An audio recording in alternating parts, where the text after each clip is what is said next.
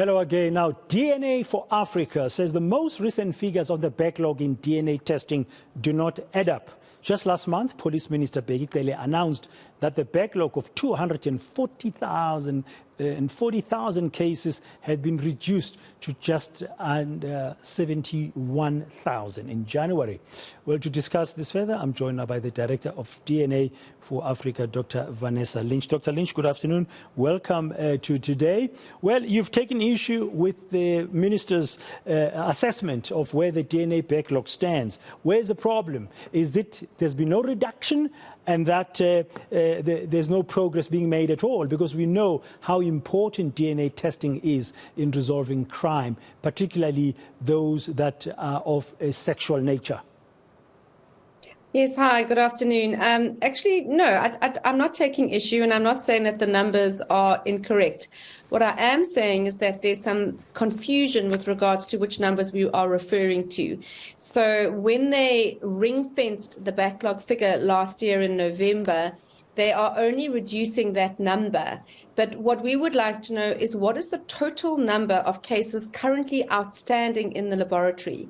Because the way it's being presented, it's as if in January we simply won't have a backlog. And I don't think that's the case, because they are ring-fencing that one number that was quoted last year and reducing that. So I've just asked for clarity with regards to how many cases are currently awaiting analysis in the laboratory. And that's what I mean by things don't add up. What are they referring to? Define backlog. Okay, because they've chosen this particular number of 240,000 at a particular point in time, ring-fenced it in your view, and of that, that's why it's down now to 71,000 cases. But the fact that the backlog will be cleared by January does not mean that on a daily basis, as we speak, there are new DNA cases to be resolved via DNA testing. Correct. And it's not to say that they're not making progress. So don't misunderstand me. I think that they have made progress.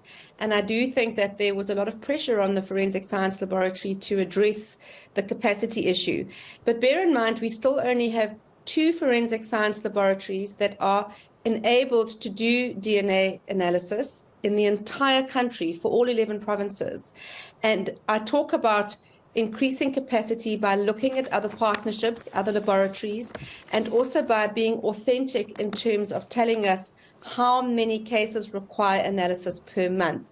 So let's give credit where credit's due. They're moving in the right direction, absolutely. But why don't we have a dashboard like we did with COVID, where they are transparent with regards to monthly numbers, how many have been analyzed, how many are awaiting analysis, that we can make the assessment month on month as to the progress being made.